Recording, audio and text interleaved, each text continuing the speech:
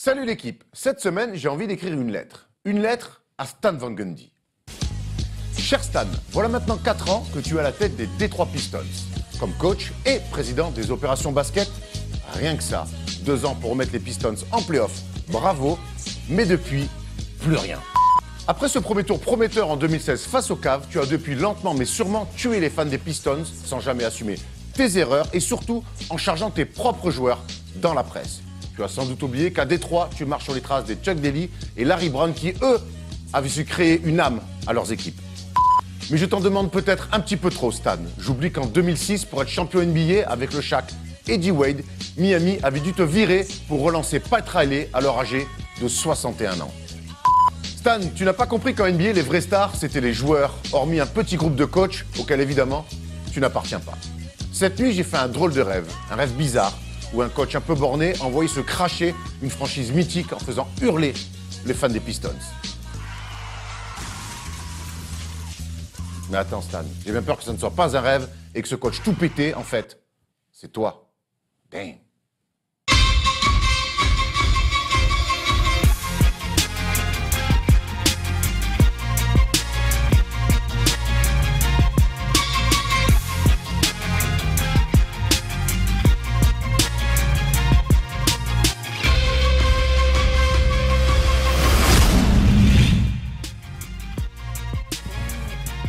Salut l'équipe, on est jeudi et le jeudi c'est le first day show, vous en avez maintenant l'habitude. La fin de la saison régulière approche et pendant qu'on s'étripe dans la conférence Ouest pour savoir qui sera en playoff ou qui ou même aura l'avantage du terrain, à l'Est, LeBron James et les Cavs, finalement, est-ce que ça ne serait pas eux les grands favoris encore et toujours? Ça sera dans le chacun sa team. À ma gauche, aujourd'hui on a un invité, Steph Brun n'est pas là, on a un invité, ce n'est pas Thomas qui s'est suraffûté. C'est quelqu'un qui va partir dans quelques semaines, maintenant quelques jours même. Ça sera le 13 avril au Hoops Summit. Il joue à Nanterre. Il n'a pas encore 20 ans. Ça fait mal au cul. Merci Baptiste Chouafoué d'être avec nous. Tu étais hier soir à Dijon. On va pas demander comment ça s'est passé. Parce qu'on est ravis que tu sois avec nous. Ah, mais moi aussi, ça me fait vraiment plaisir d'être avec vous. Donc, c'est ton actu chaude. Donc, c'est bien sûr la fin de saison avec Nanterre, mais c'est aussi le Hoops Summit. On en parlera tout à l'heure dans le tour de table. Ça marche. T'es prêt à aller jouer au Hoops Summit à Portland? Très prêt et impatient. Bon ben, Thomas, comment ça va? Bah ça va parce que je sais pas, tu parles de Baptiste, ok Baptiste, bravo, merci, on est content que tu sois là. Et moi jamais, pas un petit bonjour, rien, je suis très déçu. Je suis très déçu. Mais on dort ensemble. Ah c'est vrai, excuse-moi. My bad. Damn. Mais alors, vous avez compris que le damn de fin, c'était dans le clip de Eminem et Dido. J'espère qu'à 35 ans, j'aurai plus des damn en mettant des baggy, des baggy pelés et des t-shirts Fat Farm. J'espère que vous l'avez compris, mais vous êtes les meilleurs, vous avez compris. Donc au sommaire de cette émission, vous l'avez compris, donc il y aura le chacun sa team avec LeBron James et les Cavs. Finalement, est-ce que c'est pas eux les vrais favoris de la conférence Est? Le tour de table, le quiz de Polo. Ouais. T'es chaud sur les quiz? Je suis chaud. Et même Elise qui sera là. Ouais. Il y aura Elise, justement, il n'y aura pas Coach Brown aujourd'hui, il y aura un Elise spécial NCAA qui va nous parler de la victoire de Villanova, mais aussi de la victoire de Notre Dame chez les filles. Victoire, Final Four, c'est incroyable chez les filles avec une fille qui ressemble à Kobe Bryant, qui a cassé des gueules et mis des buzzer beaters. Avant de commencer le tour de table, on a des tu préfères. On sait que tu viens de Poitiers, on sait que tu rêves d'être drafté, mais tu préfères finalement jouer dans ta ville de Poitiers ou être drafté par les Warriors? Alors du coup, Je préfère jouer à T'es pas Poitiers. obligé. Bah oui, Nous, on est allé jouer à Poitiers. normal. Très belle salle, hein. Tu peux avoir des belles sympa. sur ça. Trop Poitiers, sympa. c'est normal. Beau public, Poitiers, on te Non, mais comprend. tu vois, si je vais à Poitiers, mon objectif serait d'amener Poitiers en NBA, tu vois. Ça Ah, serait- ça, bon courage, t'as pas bon besoin. Bon, du coup, t'emmerdes pas le Hoops Summit, hein. Tu prends direct un train. Bon, prends l'avion pour la Poitiers parce qu'en ce moment, c'est un peu la merde. Allez, on passe tout de suite au tour de table, plus sérieusement. 4 seconds, down to 3. Hart steps back, fires, it's the game! Alors, on va commencer ce tour de table, Thomas, avec toi et un meneur. Ouais, il y a un meneur qui cartonne en ce moment et qui score même alors que c'était pas non plus sa qualité première. et on parle évidemment de Ricky Rubio, l'Espagnol, qui depuis son arrivée à Utah régale. Il vient remplacer George Hill, hein, le regretté George Hill. Maintenant, sa coupe rouge nous manque ses performances aussi à l'époque. Mais Indiana, les coupes de cheveux bizarres. Bon, non l'année dernière aussi, petite coupe tranquille. Or, la Chris Brown régala. D'ailleurs, Baptiste, petite coupe cet été. Raconte-moi. Non, tu n'as pas teint les cheveux en rouge, c'est bien Non, dommage. moi, En ça tout cas, Moi, en tu tout me cas, Ricky Rubio. demandes demande pas. Ricky Rubio régale, vas-y Polo. Je suis allé chercher vite fait ses stats et surtout ses pourcentages. Alors regardez, du jazz à la salsa. Oh là là, Polo, il Beau régale. tableau comparatif. Super, Bravo, Polo. Cette saison, il tourne à 13 points alors qu'il était à 10 sur sa carrière cette saison du côté de Minnesota. Alors 5 passes vis-à-vis de 8 passes avant. On sait qu'il avait fini 3 fois dans le top 10 des meilleurs passeurs de NBA. Les rebonds sur pareil. Mais regardez les pourcentages. 41%, c'est pas beaucoup, mine de rien, pour un joueur qu'on connaît à l'adresse plutôt fluctuante. Mais ces derniers temps, Ricky Rubio fait partie des joueurs les plus en vue, surtout sur les pourcentages. Merci Polo pour ce superbe tableau. Je suis allé regarder quelques stats. Alors vous savez que cette saison, notre ami Ricky Rubio, c'est pas du tout ça que je voulais dire, mais c'est pas grave parce que je suis sur la saison 2015-2016, alors que je veux aller sur la saison 2017-2018. Est-ce que vous savez que cette saison, Ricky Rubio a fait il a fait 4 matchs entre 30 et 39 points, ce qui est énorme pour un joueur. On avait l'habitude Pas plutôt dans la réputé passe. scoreur, ouais. Exactement, 11 matchs entre 20 et 29 points, mais c'est surtout ces pourcentages qu'on trouve assez exceptionnels sur les derniers matchs. Le mec est à plus de 50% sur les 3-4 derniers matchs, des performances à plus de 30 points, on se souvient, contre les Lakers, et surtout un impact dans le jeu qui font taire les détracteurs. Et je sais qu'Erwan, tu fais partie des mecs qui sont pas fans de Ricky Rubio, pour des tas de raisons, mais c'est quand même marrant de voir ce gars-là, son évolution dans l'adresse et la confiance qu'il a dans son tir à 3 points, même s'il envoie encore des fléchettes. Hein. Baptiste, c'est un type de meneur de jeu avec lequel on aime bien jouer, qui est plutôt d'abord porté sur la passe plutôt que sur l'adresse à la base. Hein. Bah, bien sûr, parce que je pense que quand tu es un shooter, des choses comme ça, voilà, c'est un meneur qui crée, donc c'est plus facile de jouer avec un meneur comme ça, quoi. Moi, ce que j'aime bien dans ce que tu disais, c'est que oui, effectivement, j'ai beaucoup critiqué Ricky Rubio sur ses 3-4 dernières années à Minnesota, parce que j'ai l'impression que c'était un fonctionnaire. Et c'est quelqu'un qui a commencé très tôt à Badalone. On se souvient qu'à 16 ans, il était professionnel. Et tu sais, Baptiste, tu connais ces mecs-là qui commencent très tôt dans le circuit professionnel et du coup qui arrivent à 25-26 ans, mais qui ont déjà 10 ans de carrière. Ils sont un peu cramés. Et qui sont un peu cramés un peu tôt. Et je suis ravi, honnêtement, de voir ce mec qui est un vrai talent, de le voir s'éclater au jazz. Et surtout, ça marche parce que le jazz peut encore, et on le verra tout à l'heure dans le focus, espérer avoir un avantage du terrain au premier tour des playoffs. Tout à fait. Vite fait, les stats sur les 5 derniers matchs de notre ami Ricky Rubio, il a 19,8 points, 6 rebonds, 5,3 passes, mais surtout donc 50% au tir, dont un incroyable 52% à 3 points, et même 93% dans ses francs. C'est dire à quel point le mec a confiance en lui et en son game. On le voit faire des trucs. Avant, il ratait des lacs main gauche. Là, maintenant, il met les petits jeux derrière les écrans. Donc, Petite question, Baptiste. On a vu quand même qu'à la passe, il y avait 3 ou 4 passes en moins quasiment de moyenne. Est-ce que finalement, c'est rentable quand même pour Ricky Rubio d'être plus dans le scoring que dans la passe? Bah, je pense qu'il a dû être critiqué au niveau du scoring. Et je pense qu'il a dû changer un peu sa mentalité. Et puis je pense que Utah a besoin aussi d'un petit meneur qui fait un peu tout. J'ai vu qu'il prenait à peu près 4 rebonds par match, donc il est assez polyvalent et ça, c'est positif pour lui. Et ça s'explique aussi évidemment avec Donovan Mitchell qui a beaucoup la balle dans les mains, qui joue beaucoup de pick and roll, et donc forcément Ricky Rubio est moins dans un rôle de passeur exclusif, de meneur de jeu. Il peut même jouer deuxième arrière aujourd'hui. Magnifique. Tu vois comme quoi la barbe, ça peut bien marcher pour les mecs et le changement de surtout style. notre Rudy national s'éclate aussi avec ces deux-là. Moi, je vais enchaîner avec un mec en forme aussi qui est revenu depuis 3 matchs. C'est Klay Thompson. Je sais que tu aimes beaucoup ce joueur-là. Il est de retour depuis 3 matchs après une fracture au pouce droit, donc sa main de shoot. 3 victoires pour notre ami Klay Thompson. 25 points, 23 points, 20 points. Et c'est une très bonne nouvelle pour les Warriors qui avaient, on l'avait dit la semaine dernière, Thomas, qui avait laissé un petit peu ces derniers temps des matchs, qui avait laissé filer des matchs. Et finalement, c'est une très bonne nouvelle. Donc, de revoir Klay Thompson comme ça au top, on n'attend plus que Steph Curry. Klay Thompson, c'est un joueur qui t'inspire un petit peu, toi? Mais c'est un peu mon style de jeu, tu vois. Un joueur qui est dans le collectif, shooter, qui défend. Voilà, moi j'adore. Comment? Comme tu te la pètes, théorie. Il va me gêner, là. Il sait bien faire ça. Il attend après, il va enlever son pull, c'est encore plus gênant. Non, mais c'est vraiment un joueur que j'affectionne, quoi. C'est mon registre de jeu, c'est un joueur auquel j'aimerais plus m'approcher. Et puis, toi, t'es dans les t'es dans tes deux côtés du terrain. Des deux côtés du terrain. Je suis un joueur qui adore l'esprit collectif et l'esprit d'équipe. Et donc, moi, je kiffe. C'est vrai que parmi les superstars, aujourd'hui, Klay Thompson fait partie de ces joueurs, alors dominant défensivement, on sait qu'il peut être un des meneurs de jeu. Tu vois, c'est pas un mec qui va jouer l'interception, justement, il va être très dur sur l'homme. En fait, c'est un gars, on voit pas forcément, on voit beaucoup ses stats à 3 points, mais c'est un gars qui fait tout, quoi. Ah, clairement. C'est important. Et depuis son retour, on a été plutôt surpris de sa manière de jouer, plutôt juste d'être dans la passe et d'être dans le collectif des Warriors sans rien forcer.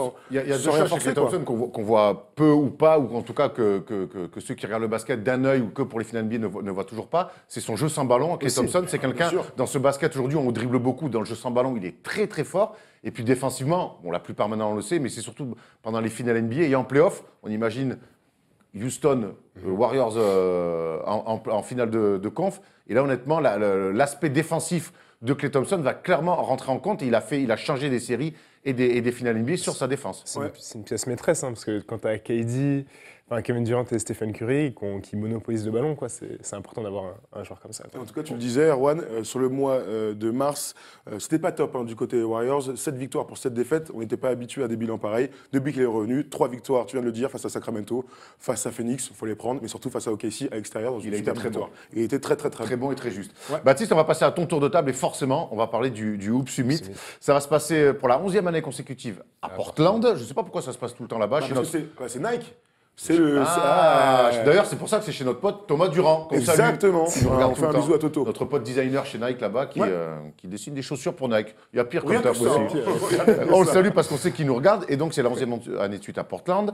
Ça sera le 13 avril, c'est ça? Le match Le 13 avril. Explique-nous un petit peu comment ça se passe, la prépa, le voyage et une fois sur place. La prépa, en fait, moi je joue à Nanterre, donc la prépa, j'en fais pas forcément. La prépa, je la fais avec mon club, quoi, on va dire. Donc on joue samedi. Je pars direct après dans la nuit. Donc je prends un vol direction Portland. D'abord, j'ai une escale à Seattle, donc je crois que j'ai 13 heures de vol. Et donc ça Je sais va pas, être tu vas long. regarder 3-4 films. Heureusement que j'ai Netflix, tu vois. Mais non, après, voilà, j'arrive là-bas, je pense que je vais être pris par l'organisation, on va s'entraîner. On a pas mal d'entraînements devant des scouts NBA, etc. Donc ça va être plutôt plaisant. Et à la fin, voilà, on a un match contre les Américains, quoi. Donc ça va être vraiment... Les Américains qui ont une grosse équipe, hein. Tu nous disais avant l'émission, qui ont une grosse équipe avec notamment le phénomène ouais, Zion Williamson. Tu observes un petit peu ce qu'il fait, cette espèce de surhomme qui démonte des cercles. C'est un athlète. Mais après, voilà, je regarde beaucoup de ses vidéos parce qu'on les voit, on tombe par hasard, donc tu guettes. Mais ouais, non, je pense que ça va être cool de jouer contre des Américains comme ça. C'est important de bien se montrer. On sait que dans ton équipe aussi, il y aura R.J. Barrett qui jouera avec Williamson à Duke l'année prochaine, qui avait fait un petit carnage dans les championnats du monde junior il y a un an ou deux. Et comment on en approche de ce match-là? C'est peut-être la première étape auprès des scouts pour marquer des points? Oui, bien sûr. C'est une étape que je vais devoir franchir dans ma carrière. Après, voilà, je la prends vraiment comme un truc avec beaucoup d'excitation. Tu vois, c'est un truc nouveau. C'est un truc aussi auquel peu de joueurs le font. Donc c'est quelque chose d'énorme pour moi et je vais essayer de représenter aussi mon pays, le club de Nanterre et moi-même. Et Poitiers. Et Poitiers, voilà, parce que c'est C'est vrai que le plateau cette année est assez incroyable. Donc tu as parlé de Zion Williamson, évidemment, R.J. Barrett dans ton équipe, mais aussi Bol Bol, le fils de Manu Bol, qui fait 2,50 et qui tire à 3 points.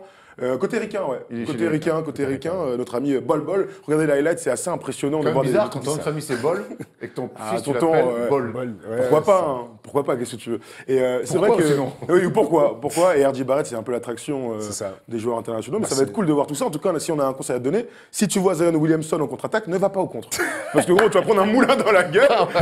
Mon gars, ce serait dommage. Mais c'est vrai que quand on voit les highlights là derrière, Nico Batum y est passé, Tony Parker évidemment, Kevin Serafin, Evan Fournier, Léo Westerman aussi. Léo Westerman. L'année dernière aussi, il y en avait un. Attends, j'ai un trou de mémoire. Si, c'est sûr. Il y a Damien Inglis, mais lui, Damien Inglis, c'était à Franck l'a pas fait. Non, Franck l'avait pas fait. Non, mais l'année dernière, trou de mémoire terrible. On va retrouver ça dans le cours de l'émission, mais l'année dernière, il y avait un César Cordinier. Exactement. voilà, Il y a 2 ans, ça, non? L'année dernière. Bref, en tout cas, on regardera. Mais chaque année, on a un Français, un représentant dans cette petite équipe, et on va te souhaiter évidemment de te montrer et que les scouts te kiffent. C'est le but. Merci. C'est le but. Et puis de ramener des chaussures quand même. C'est ça. Ramener un équipement avec tout le monde, c'est lourd quand même. Bah oui, non, c'est clair. Et juste, on va rester un petit peu sur toi. Donc, une fois qu'on a fait ça, tu vas vite rentrer en France, donc finir la saison avec Nanterre qui va jouer les playoffs et va jouer le titre. Est-ce que tu vas avoir le temps, avant la draft, d'aller faire quelques petits workouts, comme on dit là-bas? Damn, workout.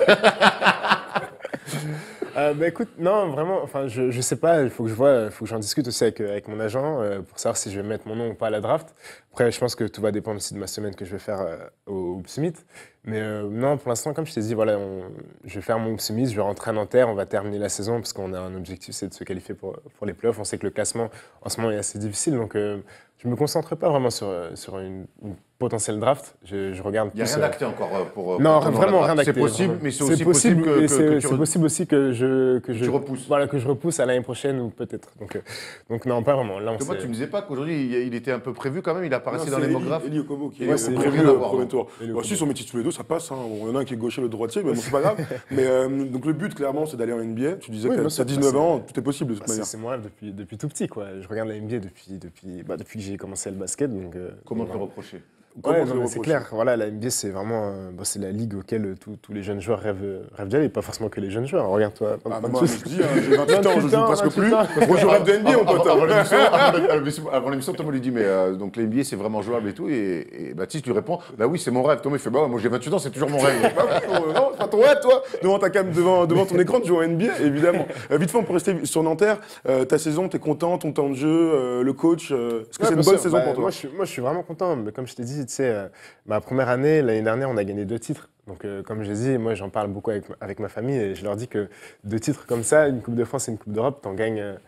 Tu sais, il y a des joueurs en 10 ans de carrière, ils ne la gagnent pas, quoi. Donc, c'est vraiment quelque chose d'énorme. Et puis, voilà, bon, là, c'est un peu une saison particulière parce qu'on se fait éliminer en BCL, en Champions League, on perd en Coupe de France, on se fait éliminer. Donc, c'est une saison différente, mais voilà, il y a beaucoup de choses à retenir. Ok, écoute, c'est très cool. Hein. En tout cas, si vous voulez aller voir jouer Baptiste, vous prenez le calendrier sur le site de la Ligue nationale de basket. Et si vous êtes en région parisienne, vous allez le voir jouer à Nanterre. Ou sinon, il est dans toute la France en tournée. Allez, dimanche, tu te couches tard, toi, le dimanche soir? Non, moi, ça va. C'est vrai, parce que là, à minuit, il y a une belle affiche dimanche soir. They do have a timeout. Decide not to use it. Curry, way downtown. Bang! On en a parlé tout à l'heure. Ricky Rubio va bien et le Jazz va bien aussi. Et le Jazz peut espérer donc un spot en play-off avec l'avantage du terrain au premier tour. Ça sera ils jouent dimanche face aux Los Angeles Lakers, eux, qui n'iront pas en play-off. Mais en tout cas, jouer aux Lakers, il y a toujours du spectacle à Los Angeles. We've got rabid Los Angeles fans packed inside the Staples Center. Oh, Lonzo Ball! Mitchell, the sensational rookie out of Louisville. Ball from way downtown. That's what he can do. Holy mackerel. Ah, we're having fun. Bon, on espère qu'ils ne joueront pas tous les deux en jaune, hein, sinon ça va être chiant. En tout cas, le Jazz va bien en ce moment, 7 victoires sur les 10 derniers matchs. Et puis depuis début janvier, c'est un bilan de 29 victoires, Thomas, sur 11 défaites. C'est une équipe dont tu soulignes souvent que ça marche très fort en 2018. Ouais, c'est une équipe qui est surprenante. Hein. On va pas se mentir, nous, au début de la saison, on les annonçait ric-rac pour les playoffs, 9e, 10e. Rudy, très rapidement, hein, dans cette saison, nous avait envoyé un petit message pour nous dire, les gars, vous avez complètement tort parce que notre meilleure arme, c'est la défense. Et c'est vrai. Qu'il avait raison. Ils sont aujourd'hui 4e de la conférence Ouest. Ça, c'est un match qu'il faut absolument prendre pour conserver cet avantage éventuel du terrain pendant les playoffs. Mais en tout cas, nous, c'est une équipe qui nous régale. Ils ont réussi à remplacer Gordon Hayward, parti comme un lâche du côté de Boston, avec Donovan Mitchell, avec Ricky Rubio. Voilà, c'est une équipe qui marche très bien. On regarde les petites stats là sur le rating. Superbe défense, évidemment. Une attaque qui marche plutôt bien. Et un bilan, quand même, de 45 victoires pour 33 défaites. Bravo au Jazz. C'est une équipe que tu as suivi un petit peu, Utah, cette saison, leur évolution. Utah, j'ai toujours aimé depuis peu leur style de jeu. Enfin, depuis que Rudy a commencé à être starter, c'est un style de jeu plutôt à l'européenne. Là, en plus, il y a Ricky Rubio, donc il y a beaucoup de joueurs à l'européenne. Et c'est un jeu qui est vraiment beau à voir, quoi. Donc c'est vraiment plaisant, quoi. Et surtout, cette année, c'est une équipe qui court un petit peu plus. Ils ont gardé, alors, en attaque, ils sont plus la meilleure défense comme l'année dernière, mais parce qu'ils courent plus, il y a un peu plus de possession. Mais ils ont gardé quand même leur socle défensif autour de Rudy Gobert très intéressant. Et surtout, c'est une équipe en attaque avec l'effet de Donovan Mitchell, mine de rien, parce que c'est une bombe ambulante. Et du coup, c'est une équipe aussi en attaque qui est intéressante à voir. Donovan Mitchell, justement, toi, rapidement, de rookie de l'année ou pas, par rapport à Ben Simmons? Franchement, c'est chaud. C'est chaud, hein. C'est chaud, vraiment c'est chaud. Parce que t'as Ben Simmons qui enchaîne les triples-doubles et qui est bien classé avec Philadelphie, mais t'as aussi Mitchell aussi qui est vraiment bien classé avec Utah.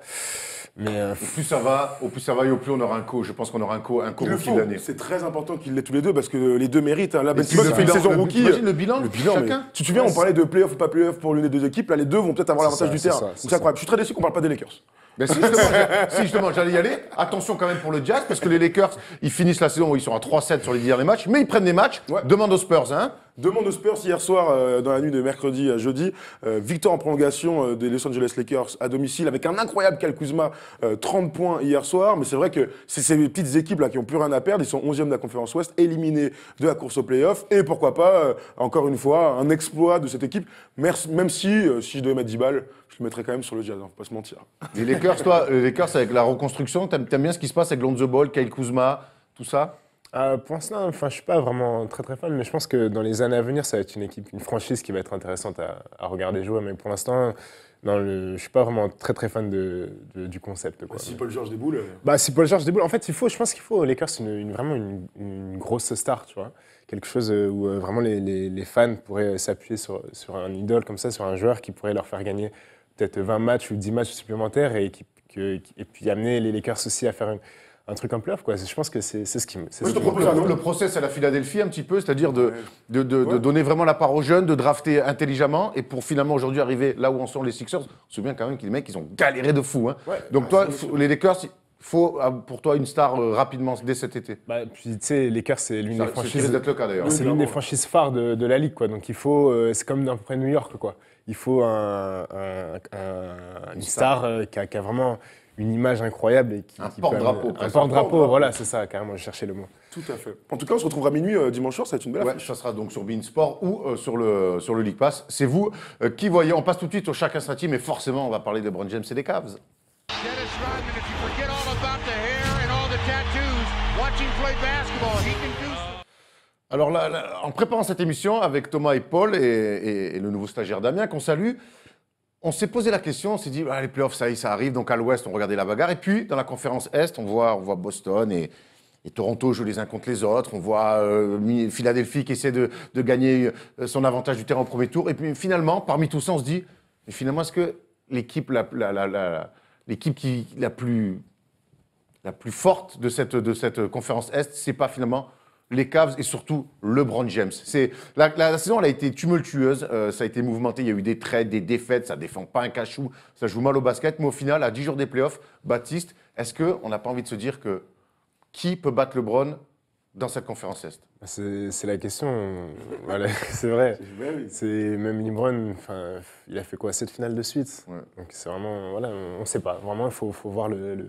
Parce que cette année, il y a un peu plus de concurrence. On a vu Toronto réaliser, je pense, d'un point de vue global, la meilleure saison de leur histoire. Je pense avec un bon démarre de Rosanne, le meilleur banc de la Ligue. On a vu des jeunes Celtics avec un Kyrie Irving où ça marche très fort. Regardez, on voit le classement de la conférence Est. Derrière, il y a des Sixers, mais je pense surtout qu'on va se concentrer sur les Raptors et les Celtics, qui sont vraiment les deux vrais contenders pour faire tomber les Cavs, Tom. Le truc, c'est qu'aujourd'hui, LeBron, tant que c'est pas fait battre, c'est lui le boss. Et je rejoins Bondy Wells, et oui, Bondy Wells, de temps en temps, sort des trucs comme ça. Et c'est exactement ce qu'il dit. Tant que LeBron est debout, eh bien, c'est le favori, parce que c'est le plus fort. Mais c'est ce qu'on dit depuis le début de la saison, malgré... On a eu des doutes. Moi, j'ai eu des sérieux doutes. Mais je l'entends, moi, les doutes. J'entends, c'est évident quand on connaît la saison des Cavs avec un changement d'effectif complet. On voit quand même que LeBron, c'est encore une saison de MVP. Mais c'est quoi ces stats, là? 27,4 points, 9,1 passes, 8,7 rebonds. C'est un truc de ouf, gros. C'est ça, c'est ses meilleures marques aux passes et aux rebonds en carrière. Donc, LeBron est toujours plus fort. Et LeBron toujours plus fort, c'est LeBron favori avec son équipe, malgré, autour de lui, ça a été compliqué, Tristan Thompson n'est plus que l'ombre de lui-même, voilà, ils ont dégagé tous ses potes, mais le coach, Tyronn Lue, est malade, pas sur le banc, bref, il y a évidemment beaucoup de doutes. Décrié aussi, mais il n'empêche que cette équipe, sur une série de playoffs, et c'est ce qu'on dit depuis le début de la saison, on les voit pas se faire taper. Mais tu vois, moi je suis comme Saint-Thomas d'Aquin, tant que c'est pas fait, j'y crois pas. Est-ce qu'avec Baptiste, le super collectif des Celtics autour de Kyrie Irving, qui va revenir pour les playoffs, est-ce que les Raptors, avec leur profondeur de banc comme ça, est-ce que finalement, de manière collective, ces deux équipes-là peuvent faire tomber LeBron James? Est-ce qu'on peut l'imaginer? Ils peuvent, mais il y a le King, quoi. Il y a le King, quoi. C'est LeBron. Et puis, ça va être compliqué, hein, mais il faut voir ce que ça va donner en playoff. Et puis surtout, on sait que l'autre en playoff, c'est un brave mutant. Mais je pense que les Raptors et les Celtics ont beaucoup plus de chances comparé aux autres années de battre. En tout cas, s'il faut battre LeBron, c'est cette année, quoi. Ouais, on a tous la sensation qu'aujourd'hui, regarde-moi ça, superbe. J'allais te sortir les trucs Polo, magnifique. Regarde contre les Raptors, ils sont à 2 victoires, une défaite, les Cavs. Face aux Celtics, c'est la même chose. Face aux Sixers, c'est la même chose. Gordon Hayward se pète, c'est le premier match de la saison. Exactement. Et contre Indiana, qui est un peu en dessous, mais c'est vrai que là, par contre, le bilan est négatif. Moi, ce que je vois, c'est que là, en 2 semaines, on a eu 2 fois Toronto-Cleveland, 2 fois à Cleveland. Ça a donné 112-106. C'était avant-hier, je crois, avec un LeBron très très fort, avec un Kevin Love super bon, un José Calderon, 2 galas. Et il y a. Dis José, s'il te plaît. Non, moi je dirais toujours José, gros. C'est pas un mec de Bourg-en-Bresse. Ah, c'est pas un problème. C'est José. Ah, c'est pas moi, je dis José, je sais pas, tu dis bien Baptiste. Baptiste, c'est pas Il sert pas- Baptisto. il- J'en sais rien. Donc, Il sert pas des Ricard, il sert des caipirinhas. Donc c'est José. Moi, je dirais José jusqu'au bout. D'ailleurs, c'est lui qui m'a envoyé un texto pour me dire qu'on disait José. Et donc, le 21 mars, victoire de Cleveland 132-129 dans un match défensif, hein, absolument, avec LeBron qui est encore une fois incroyable à 37. Ah non, pardon, je me trompe de nuit, à 35 points. Un Kevin Love qui venait juste de revenir et un record de passes de LeBron en carrière, 17. Donc, jusqu'à preuve du contraire, sur un match, ils les battent pas. Alors, sur les playoffs, sur une série de playoffs, je ne crois vraiment pas, tu vois. Là où je rejoins Baptiste complètement, c'est qu'on a l'impression, mine de rien, parce que la saison a été longue et douloureuse, Ouais. qu'il y a quand même cette espèce de masse qui flotte au-dessus des Cavs. Et tu me disais, on se posait la question au début d'émission, avant de tourner, il y a le départ aussi de LeBron éventuel. Donc cette saison, on voit que finalement, ils ont un bilan tout à fait correct. On va tenir ça comme victoire, c'est Ouais. dégueu, quoi. Mais qu'au final, il y a une saison très compliquée avec des mouvements des départs, avec un coach pas vraiment installé. Et finalement, il y a peut-être cette dernière saison de l'histoire de LeBron à Cleveland.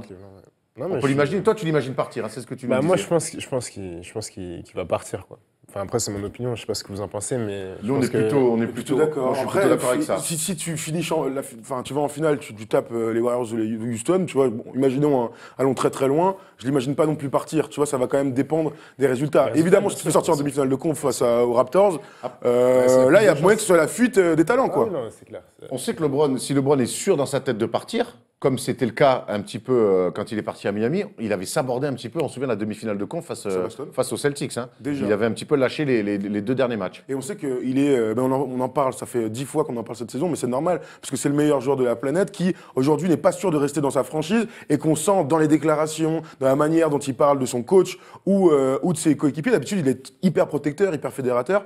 Et c'est vrai que cette année, on sent moins cet impact de LeBron qui reste, malgré tout, sur des statistiques extraordinaires et vraiment, personne ne remet en cause sa position numéro 1 au monde. Allons un petit peu plus sur les Cavs. Kevin Love a fait plutôt un bon retour et on en parle beaucoup moins, en tout cas de manière négative, que par le Surtout passé. toi, hein. Ouais. Surtout moi. Non, mais très, très bien. Moi, tu sais où j'attends les gens, moi.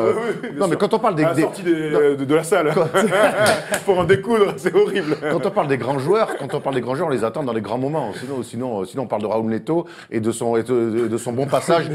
Et on parle de son bon passage au milieu du troisième quart-temps, mais ça serait beaucoup moins intéressant. Donc Kevin Love, moi, je sais où je l'attends. Mais en tout cas, il est complètement installé. Je trouve que même avec LeBron, il y a une vraie relation voyante, qui n'était peut-être pas le cas juste avant. Revenons un petit peu sur cette équipe, la greffe George Hill, José et Calderon plutôt bon sur cette fin de saison. Mais il y a un gros souci quand même à l'intérieur où c'est Larry Nance Junior qui fait office de tonton parce que Tristan Thompson n'est plus un basketteur. Est-ce que toi tu penses, quand tu vois 5 majors, alors aujourd'hui c'est donc José et Calderon qui est à la main, parce que George Hill joue, enfin bref, ils sont mis comme ça, il y a Rodney Hood aussi qui est dans cette équipe-là. Est-ce que tu penses qu'avec Larry Nance Jr., avec Jeff Green qui joue, qui est un peu hybride à l'intérieur, très bizarre, Anthony Ziz qui ne joue pas, et donc Tristan Thompson, est-ce que tu penses que leur faiblesse elle est clairement là, et que par exemple avec Valanciunas, les Raptors peuvent leur poser des soucis, quoi? Bah, c'est vrai qu'à l'intérieur, ils sont faibles, mais comme je te dis, LeBron, c'est le type de joueur qui te rend plus fort, quoi. Et puis voilà, en playoff, je pense que c'est une autre mentalité, tu vois. Là, c'est vraiment c'est presque du do or die, quoi, finalement. C'est vraiment, la mentalité change, et il faut voir comment se passent les playoffs pour les Cavs. Ils ont joué small ball face à Toronto sur le dernier match. Et Valanciunas joue que 21 minutes. Comme d'habitude. Mais quelque part, est-ce que Dwayne Casey s'est pas gardé quelques cartouches en prévision d'une éventuelle finale de conférence? Moi, je reste persuadé que sur ce secteur, même si le small ball est à la mode, un grand tonton qui, au bout d'un moment, te pilonne à l'intérieur, et on va voir Joel Embiid en play-off là et dans les années à venir, qu'au bout d'un moment, un 5, si tu peux pas défendre sur lui, un mec qui met des paniers, ça reste compliqué. Ouais, non, c'est clair, mais c'est surtout que LeBron change la philosophie défensive des autres équipes. Hein. Ça, et moi, je le pense. Hein. LeBron, il est complet. Tu sais, il peut jouer meneur, il peut jouer de 1 à 4, voire même 5.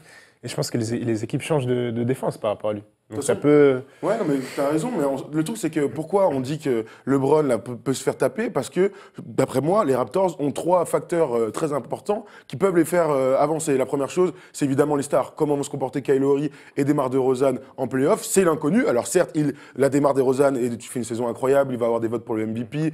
Bravo à Toronto, Dwayne Casey a progressé et tout. Mais ça reste une inconnue de voir ces deux mecs qui nous ont montré ces dernières saisons, et, avec des pourcentages catastrophiques, qu'en play-off, c'était catastrophique. Tu vois, donc on va voir comment ils vont se comporter. Le deuxième truc, c'est le banc. Évidemment, le meilleur banc de NBA, les Van Vliet, les Delon Wright, les Siakam, franchement, ils se sont trouvés une âme sur ce banc. Et le troisième truc, c'est l'utilisation de Valanciunas. Est-ce que enfin Don Keddy va dire bon, on va donner tous les ballons au grand là, le Lituanien, et il va nous faire gagner des matchs. Il va jouer 30 minutes, il va finir les matchs, il met ses lancers en plus. Pourquoi est-ce que ce serait pas l'arme de destruction massive face à cette équipe des Cavs? Donc ils ont clairement des chances. On est d'accord. Et les Celtics, du coup, parce qu'il y a aussi là, qui va se charger de LeBron James Jalen défensivement. Donc Jalen Brown, mais il va falloir du relais. Hein. Parce ouais, que clairement. sur une série entière, Marcus Morris. sur une série entière, ils ont un peu de la viande. Marcus Smart va aussi revenir. Et j'ai l'impression que cette année, que ce soit à Toronto et chez les Celtics, ils ont de la viande à envoyer en rotation pour défendre sur LeBron James. Bien sûr, quand ils ont Tatum, Brown, Morris, comme tu as dit. Je C'est vrai suis qu'ils pas ont. sûr qu'ils vont l'envoyer d'entrée. Mais je pense pas. Il y a moi qui le marque, Je martyrise. sais pas, mais après le problème, c'est que voilà, Brown est aussi est attendu dans un secteur offensif. Donc je sais pas comment ils vont pouvoir équilibrer ça en fait. Tu vois, c'est la question que je me pose avec les Celtics. Le truc de Boston aujourd'hui, c'est qu'à un moment, ils étaient. Fin 2017, c'était top, incroyable. Puis depuis 2018, baisse de régime, blessure de Kyrie Irving. On ne sait pas dans quel état ils vont arriver. Alors, ils gagnent des matchs encore, parce que Brad Stevens, c'est un super coach, parce qu'ils ont une académie de jeu qui leur permet de gagner des matchs et une bonne défense. Maintenant, Tatum, ça reste. J'allais dire un plus catastrophique, un rookie des playoffs, forcément, vu qu'il est rookie en NBA. Donc, comment lui aussi va se comporter dans les grands moments? On se souvient, au début, contre LeBron, il le regardait, t'as l'impression que c'était un enfant qui se faisait engueuler. C'est passé un peu. Il s'est passé 10 mois depuis, enfin Ouais, 8 mois c'est depuis. rien. Et il y a quand même une vraie évolution. Et dans le jeu, je trouve que depuis quelques matchs, enfin depuis quelques semaines, il fait des choses de joueur de très haut niveau. Et toi, tu crois franchement que Boston peut le taper, Erwan? Moi, je crois que, alors, tu sais, ce qui est terrible avec LeBron, c'est tant qu'on l'a pas je vu veux dire, tomber, Mais c'est tant qu'on l'a ça, pas vu tomber. C'est ce que tu as dit. Bah oui. C'est ce que t'as dit. Mais moi, je crois que s'il y a une équipe qui peut les taper cette année, c'est plus les Raptors que les Celtics. Parce qu'il y a, mine de rien, un peu plus d'expérience. Il y a un peu plus d'expérience côté Raptors. Et qu'ils ont un peu plus de viande à leur envoyer. Je pense que Jalen Brown, il va être obligé de s'y coller. Donc, en attaque, il va y laisser du jus. Quoi. Alors qu'ils ont, comment il s'appelle, le poste 3 De qui? costaud, là, à Toronto. Un nom africain, Anunoby. Oui, attends, je vais regarder. Anunoby, ils ont aussi Siakam qui peuvent envoyer des fois si Norman Powell, peut-être, s'ils jouent 4, envoyé comme Norman ça, Powell aussi faire envoyé des au fautes. feu. Je crois que cette année, les Raptors, si vraiment ils le font pas, derrière, ça va être très compliqué de se relancer. Donc moi, je mettrais plus une pièce sur les Raptors, Sur les Raptors. qui peuvent taper les Cavs. Baptiste. Cavs ou Moi, non, les deux. Raptors ou Celtics. Moi, les deux, parce que je sais que quand même jouer à Boston, c'est jamais simple aussi. Surtout dans une série de playoffs. Mais non, les deux peuvent taper LeBron, quoi. Après, comme je te dis, c'est vraiment cette année ou jamais. Ah, mais les Donc, deux peuvent le taper. bah, Mais si j'ai une pièce à mettre, je dirais plus Les Raptors. les Raptors, parce que sur la profondeur de banc, et je crois qu'il va falloir. Ils ont l'expérience. Je crois qu'il va falloir les fatiguer, Ils ont mine de rien, ces l'expérience, Cavs-là, ouais. parce que Ouais, tactiquement aussi, il va falloir les fatiguer. Et ça, je crois que Dwayne Casey a les armes et Stevens aussi. Ouais, c'est clair. et Brad Stevens aussi. Mais je crois que la profondeur de banc, le choix des hommes à multiplier sur LeBron les différences de défense entre Siakam, Norman Powell, Anunoby. Est-ce qu'on ne verra pas le retour de la zone match-up un peu dégueu qu'on voyait en cas des France? Tu vois, Petit peu. une petite 2-3 Qatar. Les Spurs, ils font ça depuis 3 semaines. Hein. Ouais, c'est clair, une petite zone un peu dégueu. On ne sait pas qui est sur qui. Et puis voilà, tu tapes le LeBron là-dessus. On se souvient que Dallas l'avait fait en 2011, avait gagné avec une zone match-up incroyable. Donc c'est peut-être ça l'arme. En tout cas, ce qui est super l'arme. intéressant, c'est que ça fait peut-être longtemps qu'on n'a pas vu LeBron avec autant d'embûches jusqu'au final NBA à l'Est. En tout cas, et c'est clair. Et en plus, ce sont de jeunes équipes parce que à la fois Boston et à la fois Toronto, ils seront là l'année prochaine. Alors si LeBron reste dans la conférence Est, pourquoi pas à Philadelphie? On ne sait jamais, on ne sait jamais. Mais en tout cas, c'est vrai qu'ils ont là une fenêtre. Mais on sait surtout que pour l'avenir, eh bien, ils auront le boulevard si le mec se meurt. Le mec se barre, n'est-ce pas? C'est OG Anunoby. C'est bien le gars. Dites-nous dans les commentaires, vous, si vous pensez que Toronto, les Celtics ou les deux peuvent taper LeBron cette année et l'empêcher donc de faire une 8e finale NBA d'affilée. Oh, le cochon. Honnêtement, ça fait bizarre, on va pas se mentir, ça serait très bizarre de ne pas voir LeBron en finale NBA. Ah oui, je te confirme. C'est bien la nouveauté de renouveler, mais bon, tant qu'on l'a pas vu tomber, le grand roi, réponse d'ici 1 mois et demi, 2 mois. Voilà, on va passer. Alors, c'est pas Coach Brown cette semaine, mais vous allez voir, c'est tout aussi sympa, voire même beaucoup plus.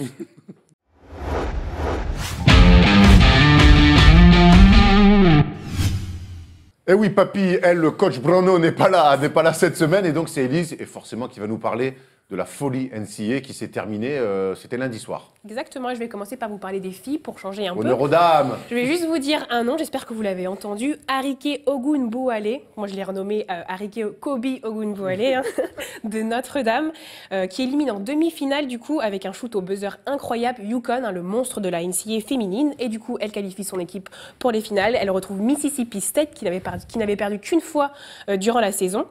Donc du coup elles se font dominer tout le match. Au final elles arrivent à recoller au score 58 partout, il reste 3 secondes. La remise en jeu pour Notre-Dame, c'est encore elle qui a le shoot et on regarde ici, shoot de la gagne à 3 secondes de la fin, un shoot incroyable. Kobe était dans la salle, il lui a même tweeté genre I see you avec un petit Mamba mentality. Franchement elle... Tes jeux de ouf, ouais, mon gars. tes jeux de dingue. Tu sais, genre, en gros, et puis filoche. 2 fois de suite en plus, Ouais, de 2 fois de suite, suite, assez incroyable. Du coup, elle l'emporte 61-58. Eh ben, Victoire de Voilà. Notre Dame, elles n'ont jamais su Victoire de apporter Notre-Dame. leur nom. Hein. Exactement, Notre-Dame. Notre-Dame. c'était un Final Four qui était bien plus intéressant que celui des garçons, on va pas Tu se mentir. trouves? Ah oui, je trouve. T'as Ouais. regardé? Ouais, ça va, moi je trouvais ça Bah, intéressant. c'est compliqué en au plus. niveau du suspense Ah bah de ouais. faire, de faire Oui, mieux. oui, T'as oui. deux buzzer beaters sur 3 matchs. Quasi par rapport buzzer au- beater en demi-finale et buzzer beater en finale. Non, c'est vrai, c'est vrai. En plus, par elle a rapport au 24. shoot, Bah ouais, elle a 24, c'est une. Elle avait envie de gagner là sur la photo. C'est vrai qu'on voit que. Ah ouais, Elle bon n'était pas venue pour. Elle était pas venue pour manger du jouer. poulet. Pardon, désolé, ça m'a complètement échappé. Donc du coup, j'enchaîne avec le Final Four des hommes. Pardon, vas-y, excuse-moi, non, pardon. Ça m'a échappé. Je je vais suis dire des désolé. bêtises. Ouais, c'est clair. Donc tout le monde le sait, hein, c'est Villanova qui l'a remporté 72-62 face à Michigan à l'Alamodome Stadium à San Antonio lundi soir.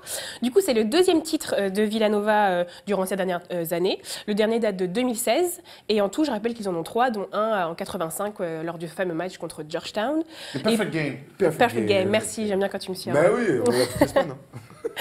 Et donc pour Michigan, c'est la 4e fois de suite qu'ils perdent en finale.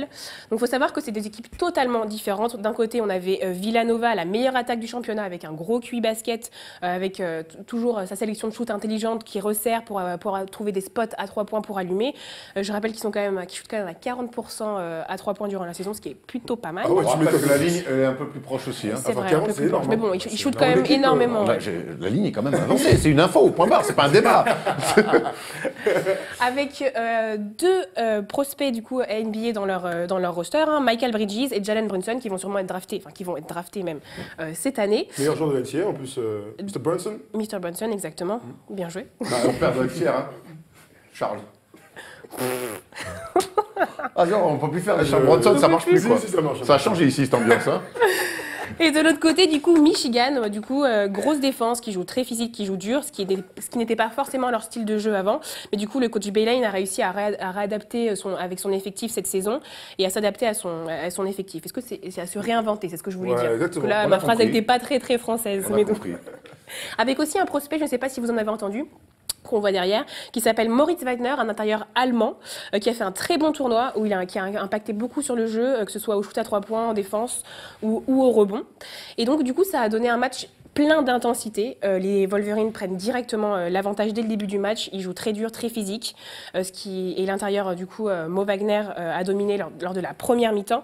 Il donne un peu du fil retard aux Wildcats qui ont du mal un peu à se mettre dans le bain, à rentrer leur shoot. C'est très vite réglé par le coach de Villanova, Jay Wright, qui rappelle son équipe, qui va réajuster très vite tout ça.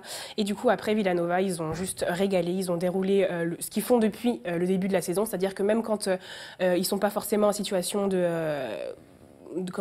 favorable, ils paniquent pas et ils déroulent leur système qu'ils maîtrisent à la perfection.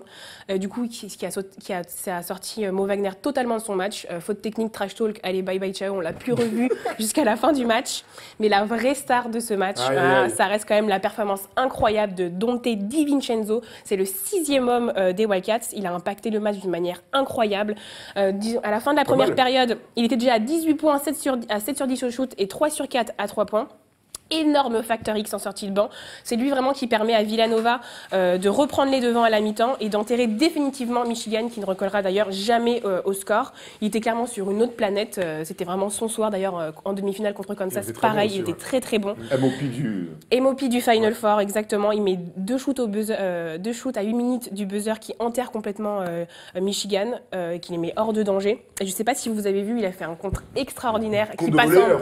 Ouais, franchement, incroyable. Je crois le contre. Bon, on n'a pas la vidéo, je vous invite à aller la voir sur. Ouais, parce que tu as déjà vu la sur vidéo des filles, je pense ESPN. qu'on va avoir un petit problème de. T'inquiète, vas-y, on envoie, c'est pas grave. Mais ça, c'est vrai que c'est un contre dont on va se souvenir pendant Non, très très un longtemps, vrai quoi. contre, franchement, Baptiste, incroyable. toi, c'est ta génération, tout ça. Tu suis ces mecs-là?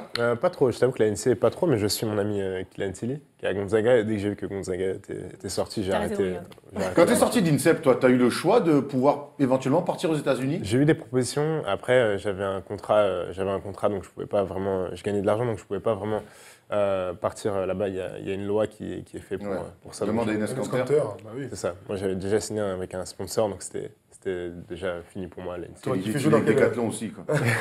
pour porter l'équipe star. Toi qui fais jouer dans quelle fac? Moi j'aurais kiffé, j'aime bien moi aussi Michigan State. Après, mon Ah, faut oncle- choisir, parce que sinon tu vas te C'est faire pas des amis. pareil, Hein. ouais. Non, mais après mon oncle est de Austin.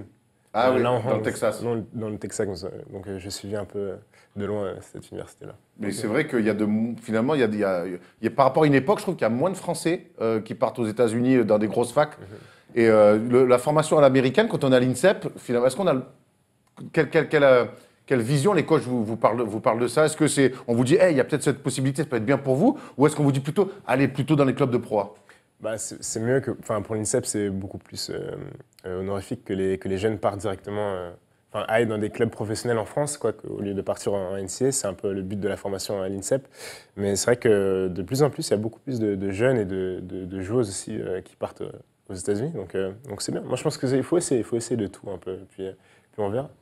Au pire, tu reviens. Hein. Ah voilà, au pire, tu reviens. tu Mais moi, reviens, et puis après, voilà. il Non, n'y a pas vraiment que le basket, tu vois, apprendre aussi notre culture. Mais surtout quand tu sors Je pense d'INSEP, que tu vas dans des facs un peu sympas. Ça dépend de ton parcours. Si tu sais que tu vas être l'autre hippique ou un truc comme ça, bah, pourquoi pas rester comme Ouais, bien a sûr, fait Franck. bien sûr. Rester, il a fait sa carrière ici en France, après il est parti. Si toi tu sais que tu as 2-3 ans pour te développer, pourquoi ne pas partir, quoi. Ça dépend vraiment du type de Puis joueur. la vie sur le campus, Après, ce que toi t'as vécu. Oui. Faut ça, Bon, en tout cas, après, attester, quoi. Après les États-Unis, C'est une expérience. on a tous des amis qui ont eu des expériences un petit peu différentes là-bas. Tu peux choper tu peux aller dans des facs sympas, jouer, vivre même que ce soit au-delà du basket, des moments géniaux. Et tu peux aussi te retrouver dans des JUCO dégueulasses, niveau N3, pas jouer et vivre, Pas avoir d'argent, pas manger. et vivre un enfer dans le fin fond des États-Unis. Ouais, Donc il y a toujours les deux façades. C'est vrai. Mais en général, on les envoie pas là-bas, les mecs qui sortent de l'INSEP. Hein. Non, mais après, tu sais, c'est plus un choix personnel. Hein. C'est Ouais, pas eux qui te disent, ouais, il faut que tu ailles là. On te conseille juste, mais c'est toi qui prends la propre décision. Bah, d'ailleurs, un de tes potes de l'INSEP, Jalen Howard, qui lui est parti là-bas. Il est au Summit Ouais, aussi, on l'a pas dit tout à l'heure, mais il y a c'est du ça. coup 2 Français Il y a 2 Français. qui seront Il sera, il qui seront reviendra match. l'année prochaine Wake Forest. Wake Forest avec Olivier avec, Sarr aussi, un ancien exactement. pensionnaire de Olivier Sarr, le long. Hein. Il y aura des mecs du Final Four qui seront au Hoop Summit. J'ai pas regardé le roster. Non, parce que je pense que mais les pense pas. Américains, lycéens. la section américaine, c'est c'est que les des lycéens. lycéens. Ah oui. Ah bah oui, que des c'est les lycéens. lycéens. Je sais pas, il joue en Donc, pro depuis 4 ans. Ça m'a un peu perturbé. Excuse-moi, il a 19 ans, il a 4 ans d'expérience en pro déjà. Je suis un peu dépassé. Tu joues à NBA 2K? Très peu. C'est vrai, Elise, tu joues à NBA 2K toi? Attends, t'avais pas de question là Pas du tout. Non, j'ai pas été. Bah, tu m'as pas dit que t'avais une question?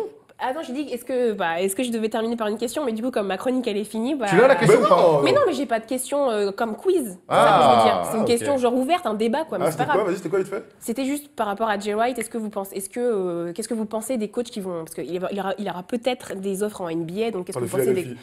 On parle de Philadelphie, parce qu'il est de Villanova, c'est à Philadelphie. Est-ce que vous pensez que un coach college peut coacher? En tout cas, c'est plus à la mode qu'à une époque. Il y a eu beaucoup d'échecs dans les années 90-2000. Et c'est vrai que maintenant, avec l'effet Brad Stevens, forcément, ça peut donner de nouvelles idées et casser un petit peu ce côté. Les coachs universitaires n'arrivent pas à faire le saut en NBA.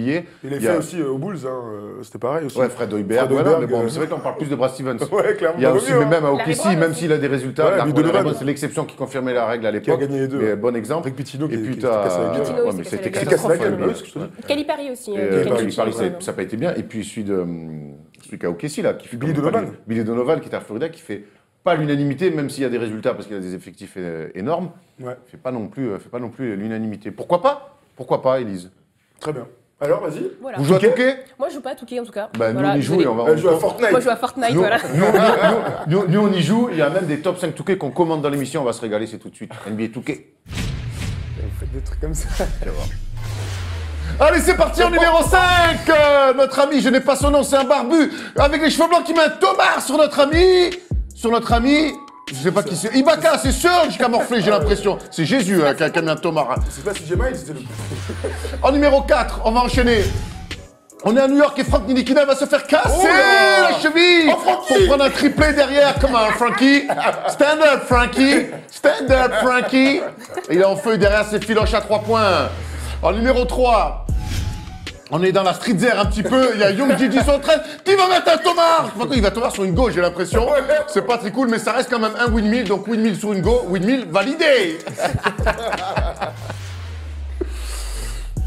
En numéro 2, retour dans la salle et on envoie une prière, comme dirait un certain Georges Eddy, une prière 3 quarts terrain.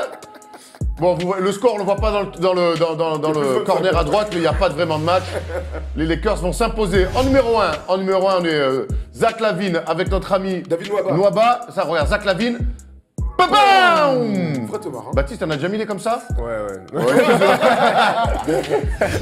Et voilà, Zach LaVine, numéro 1 de ce top 5 NBA 2K. Ça va vite, c'est punchy, on se marre bien. Il s'est retrouvé sur nos réseaux sociaux et sur ceux de NBA 2K. Tout de suite, on passe au quiz de Polo. J'ai plus de voix, moi.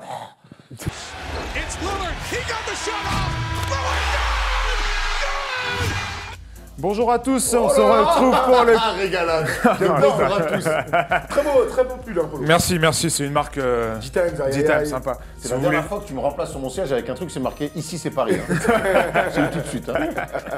On se retrouve pour l'habituel quiz de Polo et aujourd'hui j'ai un nouveau jeu pour vous. T'es bon au quiz toi ou pas? Je suis bon, bah, ça T'es bon au quiz? Bah là j'ai un peu innové aujourd'hui, je suis très content de vous proposer cette nouvelle version du J'étais content la semaine dernière aussi. Et dis-le à la fin. Non, c'était le content. quiz de la semaine dernière, j'ai eu que des bons retours, tout le monde s'est régalé. Vraiment, j'ai eu beaucoup de On retours n'a la pas semaine dû lire dernière. les mêmes commentaires. alors. Donc alors aujourd'hui, on aura ce nouveau jeu qui est le jeu citation, où je vais vous filer une citation, on va devoir trouver le joueur. C'est pas très dur à mon avis. Pas mal. Ensuite, le Wikipédia classique, et j'ai fait plus court, et je termine avec le fameux qui suis-je. Parfait. Ça vous va ou pas? Très bien. 5 de chaque, et on commence tout de suite avec la première citation, messieurs. C'est parti. Alors, en anglais en Ask plus. not what your teammate can do for you, ask what you can do for your teammate. Vous voulez que je la traduise en français ou c'est Michael Non. Jordan. Hein? Non. Kobe Bryant. Pensez vraiment... Kevin Garnett.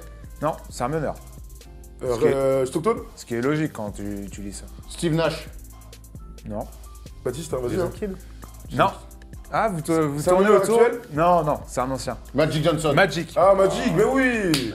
1-0 pour Erwan, voilà Comment ça la sort? Ils sont réponse. lourds tes trucs, Polo. Ah. Je me régale. La deuxième, tu peux y aller Damien, tu peux balancer la deuxième. Quelle vida. Oh putain. The game is my wife. Ah ouais, il est chelou lui.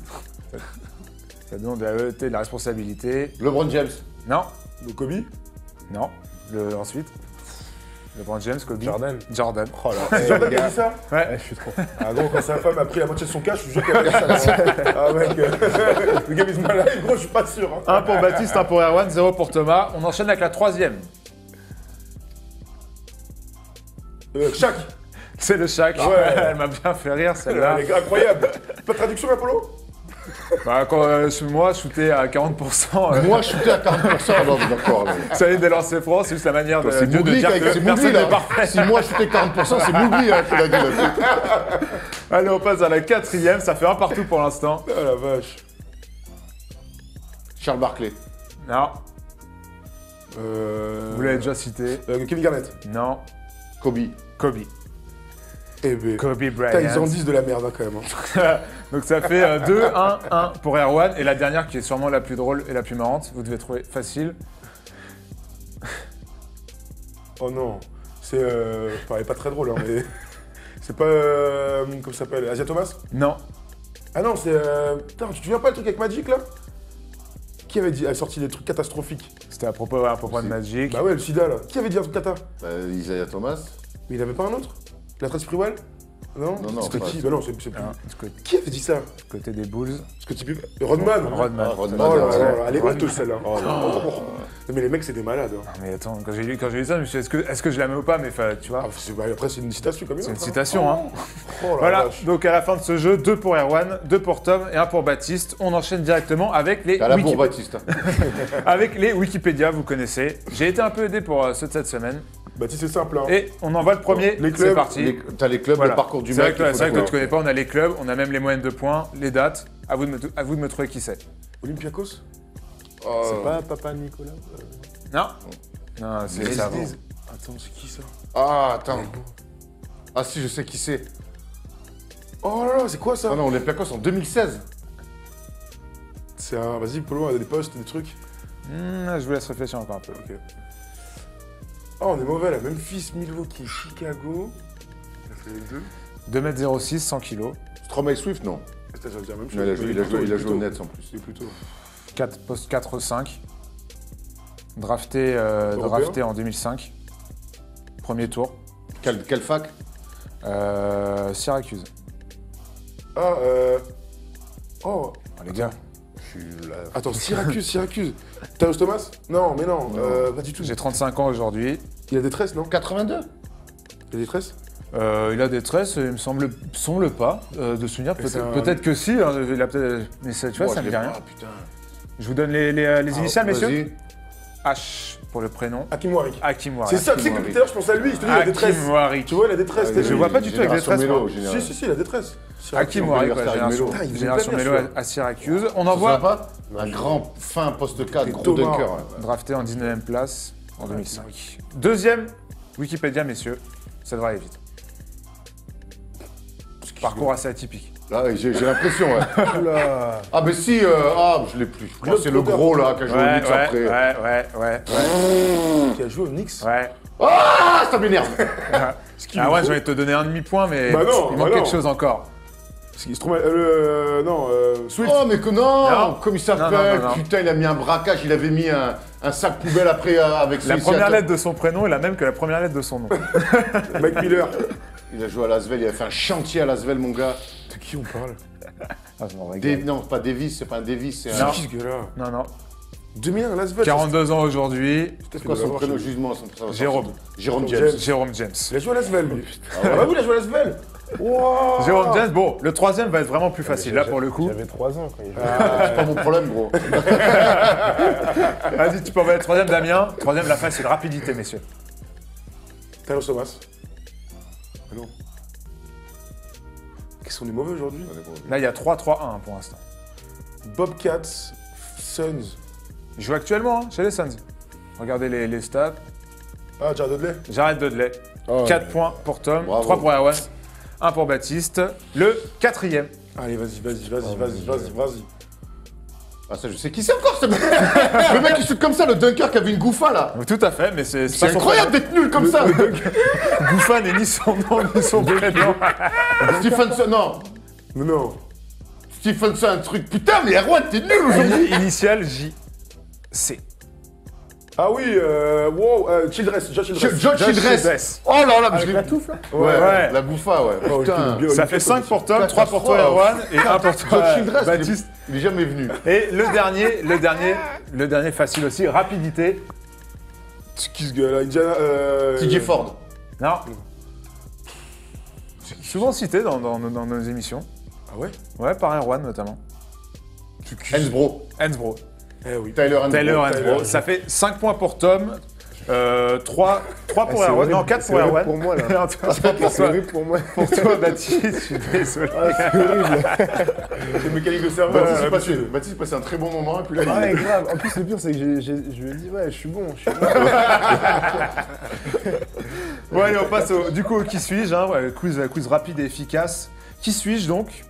Voilà, je vous donne des petites infos sur le joueur et vous devez le premier Ça va, il qui. est pas complètement con non plus. Le mec soit basketteur professionnel, mais bon. À l'INSEP, on va à l'école quand même. c'est vrai que j'ai pas donné Ederson les à règles. Georgetown, Je quoi. suis pas avec Ou Derrick Rose à Memphis. Je ne suis pas avec l'équipe habituelle, je précise les règles. Je suis né le 2 octobre 1979. Ah. Je mesure 2,16 m pour 116 kg. Beau bébé. Je me présente à la draft en 2000. Je suis drafté au premier tour, 27e choix de draft, en 2000. J.J. White. Non, Chakasvili. Oh non, il est numéro 4. j'ai ma carrière professionnelle, c'est entre 1996 et 2017. Hein? Voilà, Ah oui, petit carrière pro, indice, ça. petit Européen. indice, sachant qu'il est drafté en 2000. C'est un Chakasvili. européen. Je commence chez les... Potapenko. Non, je commence chez les Pas mal. Pacers. Pacers où je fais un passage qui ne restera pas dans les Historique. annales de l'histoire de l'NBA. Je joue entre 2001 et 2004 aux Pacers. Après, j'arrive à Charlotte, entre 2004 et 2007, où là, je fais un passage très intéressant, qui sera d'ailleurs mon seul passage intéressant à NBA. Jérôme Moiseau. C'est pas Jermaine O'Neal? Non. Je suis né... Non, je vous le dis pas encore. Après les Bobcats en 2007, il part en 1 an à Détroit. Je crois que non, il fait une première partie de saison à Détroit et après il est transféré chez les Raptors. En 2007-2008. Donc c'est un Européen. S'il récupère les Raptors, c'est un Européen. C'est pas Nesterovic? 2008-2009, il part à Rome. Il va jouer à Rome une saison avant de revenir en 2009-2010 chez les Sixers. Un passage en 2010 chez les Bucks et après Krylia, Lokomotiv Kuban, Novgorod, AEK Larnaca, 2016. AEK Larnaca Raptors, encore. 2016. Et Bruno Sandov. non, il est actuellement scout pour les Cavaliers en Europe. Guidek. Je suis né en Slovénie. Guidek. Je suis né en Slovénie, j'ai 38 ans. Guidek. Gizek. Non, T'es un gars des Raptors. ma meilleure période en NBA, c'est deux saisons que j'ai passées chez les Bobcats. 2004, En quelle année? 2005. Ou 2005-2006, faudra que je regarde sur... C'était les Bobcats, hein. Chez les Bobcats. Ouais. La saison 2004-2005, je mets 13 points Oh, putain. et 7,4 rebonds. Chez les Bobcats. En 2016. Très compliqué à jouer dans NBA Live. Petit indice. Attends, mais 2016, La c'est saison Sabonis, mon frère, d'après, c'est qui? 12,4 points, 5,6. Ouais, mais je l'ai, je le vois, Bobcats. Slovène. Il a une tignasse brune, non? Non, il est... Il est chaud. Non, il est pas chauve, mais il est court. À la mec de l'Est, quoi. À l'aéro, un petit peu. Au mec qui rigole pas des masses, quoi.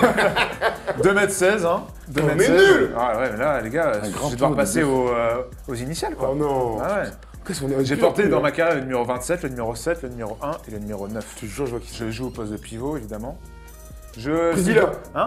Non, Priscilla. Non, Priscilla, c'est un Il ricain. pouvait mettre quelques tirs extérieurs, il me semble, Putain, je te jure, quand tu vas le dire, ça va. en souvenir comme ça. Qu'est-ce que je peux vous dire d'autre, là, les gars? On est Attends, je mauvais. vois ton gars de NBA Live, je me souviens tellement de ça, mon gars. Grand balai. Un gars qui est grave fort. Grand il peut balèze, tirer. non, il peut tirer un peu. Mais Il fait attends. quand même une saison à 14 points, une note à 13, avec les Bobcats. Vas-y, on voit. Ouais, j'en vois, je suis très triste. Non, mais on voit le prénom. Pré- ouais. Ouais, bah non, le prénom trop facile. PB, les initiales. Brotniak. Peter Brignac. Non, je sais Non. plus. C'est qui ce gars-là Ouais, je vous donne le prénom alors, Primoz. Primoz Berek. Beric. Comment Bon, tu je dis l'aurais jamais. Prezec. C'est chaud, mon gars, ton truc. Non, mais je suis en chef. Le but d'un coup, c'est de le trouver, frère. Ça se trouve, quand Attends, même. 14 Non, points non. NBA. Non, points c'est- NBA. Deux Primoz saisons à- Berec, deux- gros, deux c'est- saisons à 15 points NBA. Bon, c'est dur, c'est dur. Très, très dur. Mais oui, Non, mais regarde. j'accepte. Une tête comme ça. On est nul, mais clairement, Non, je très me souviens. dur, très dur. Très dur. Mais Eh, pour moi, dis-nous tu dans les vois, commentaires. quand je suis tombé sur ce gars, tu sais, je cherchais un peu, je me suis dit. Voilà, mais oui, gros, un ça se polo, trouve, quoi. c'est Non. chiant, c'est archi. Ah, expert ou Baptiste. pas Ah, moi j'étais à la rue complète. J'ai Super dit. dur, honnêtement, Paul. Ah, j'ai attends. visé. Alors, non, dites-nous je- dans les j'entends. commentaires. Dites-nous dans les J'entends. commentaires Mais et de manière tout à fait objective si vous l'avez trouvé avant nous, ce qui est pas Trouvez- compliqué. trouvez- Trouvez tout court. Ils auront trouvé, tu connais. Mais c'est super chaud. Non, c'est chaud. J'entends. Moi, Là, faut. J'entends, je prends 15 note. points La semaine en prochaine, ce sera. Go, tu sais qu'il n'y a pas d'oseille à gagner. Le but, c'est quand même qu'on trouve, qu'on se tire la bourre. C'est pas que tu nous colles. Oh la vache. j'étais à la rue. Moi j'ai Bravo, Polo. Bravo, Polo. j'ai balancé un Jermaine O'Neal. T'étais pas loin. J'étais pas loin. Bruno Sandov. Ouais, putain, t'as mis des vrais gars. Bon, bah voilà, Erwan. Bah, je te laisse rendre l'antenne, je suis Bon, bah blasé. écoutez, puisqu'Erwan est dégoûté de Prezec, C'était une victoire de Thomas, on le Ah non, signale. mais non, de Baptiste. De Baptiste. Ah ouais, Toujours moi, un invité j'ai- qui- Faute de mieux, Baptiste. C'est pas un défaut. C'est Baptiste. Donc, Baptiste, grand vainqueur du quiz de Polo. Toujours sur le first day show. Merci Baptiste en tout cas d'être venu sur C'est notre moi, canapé, avec plaisir. discuter avec nous, comme si t'étais chez le psy, c'était super cool. On va te souhaiter un super Nacoup Summit. Il a pas Merci, besoin, c'est lui, gentil. Ouais, il a pas besoin. Il a Nous, pas besoin. peut-être plus, mais lui, Ah, pas. il boit moins aussi, c'est pour ça. Donc voilà, franchement, je te souhaite le meilleur, mon gars. On est très content que tu sois passé. Merci. T'es un bon client. Faut plus jamais dire Libron, par contre, faut dire Lebron. Non, Bah, oh, Libron, c'est pas bien, Libron. Non, c'est pas bien. Donc voilà, merci Erwan, c'était cool. Et puis on merci ira Polo. voir Valentin, quand même, pour les oui, playoffs. grave, avec plaisir, grave, on ira avec pour les plaisir. playoffs. Donc qualifiez-vous et puis. Ça va le faire. Ouais, ça va faire. On Ouais. faut travailler. Puis Ouais. on y croit, on y croit. Ah, vaut mieux, hein. C'est Si ça. toi j'y crois, personne ne fera pour toi. Ça, c'est une phrase, une citation de Michael Jordan aussi qu'on va bien sortir. Merci les amis de nous avoir suivis. Dans l'émission de lundi, on vous donnera les gagnants des ballons. On l'a pas fait aujourd'hui, c'est celle-là. Ok, et donc voilà, merci à tous. On se retrouve, si vous voulez savoir qui, entre Shaq et Olajuwon est le meilleur, la préférence d'Erwan, celle de Steph ou la mienne, eh bien c'est dans l'émission de lundi, c'est sur YouTube, vous en avez l'habitude. Merci les gars, c'était vraiment cool. Quelle régalade, bravo à Elise. Merci à vous d'exister, les gars. Merci. Primoz Berek. Merci les gars. Allez, on rend l'antenne parce que là ils vont se battre. Salut, ciao.